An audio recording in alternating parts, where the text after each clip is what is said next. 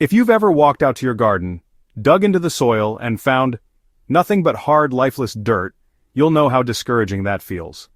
Worms are nature's little soil engineers. When they're present, your garden is thriving. When they're missing, it's a big red flag that your soil needs help. Recently, I tried something simple, natural, and surprisingly effective. I poured it into my soil, and within 3 days, earthworms began wriggling their way back.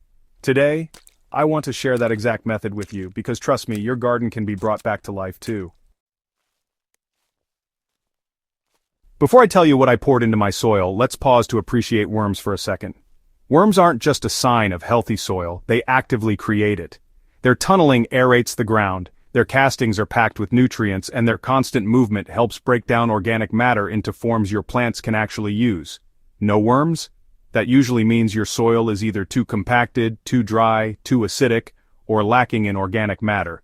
Basically, it's uninviting real estate for these little underground gardeners. The good news is, worms will return the moment conditions improve, and that's where my discovery comes in. Here's what I poured into my soil, a homemade molasses and water solution with a sprinkle of compost tea. Why does this work?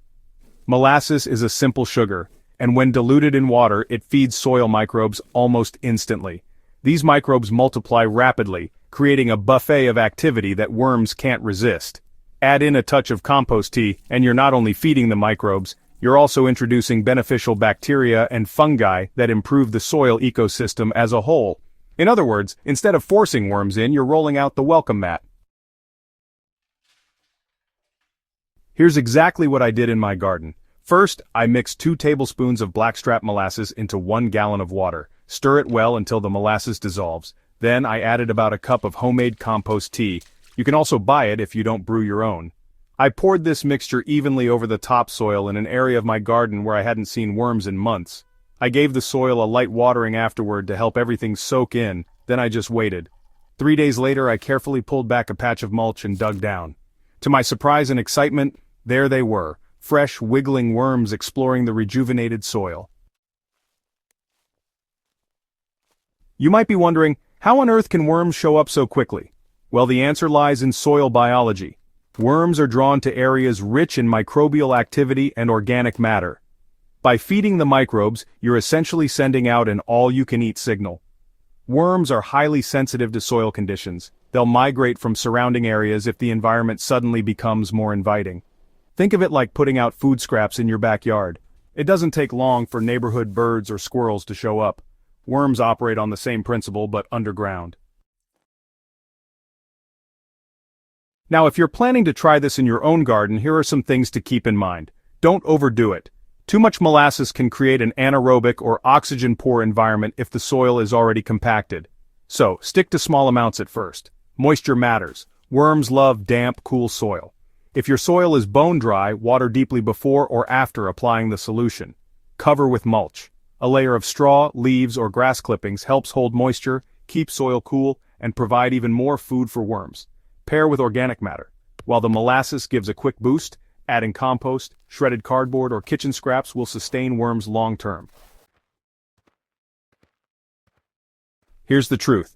Attracting worms once is exciting, but keeping them around is where the real magic happens. When worms settle in, they start producing castings, essentially worm-made compost that's rich in plant-available nutrients. Studies show worm castings can improve seed germination, boost plant immunity, and even help fight off soil-borne diseases. The key to keeping worms happy is consistency. Keep feeding your soil with organic matter, keep it moist, and avoid harsh chemicals or synthetic fertilizers. Think of worms as long-term garden partners. Give them what they need, and they'll repay you many times over. I'll be honest, when I first tried this, I wasn't sure it would work.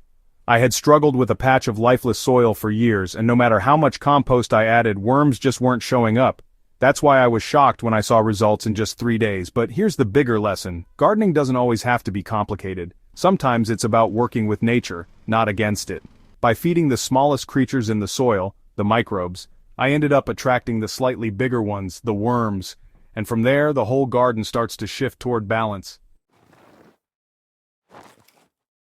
If you've been frustrated by lifeless soil, give this a try. It's cheap, simple, and safe. You don't need fancy products or expensive solutions, just a little molasses, some compost tea, and patience. In just a few days, you might be greeted by the wriggling sign of life your soil has been waiting for. Remember, when worms move in, healthier plants aren't far behind. Attracting worms isn't about forcing them, it's about creating a soil environment so rich, alive, and welcoming that they can't help but show up. The molasses trick is just one tool in the soil power toolbox, but it's a powerful one that works quickly and naturally. So, fellow gardeners, go ahead and give it a shot. Pour a little life into your soil, and watch nature respond.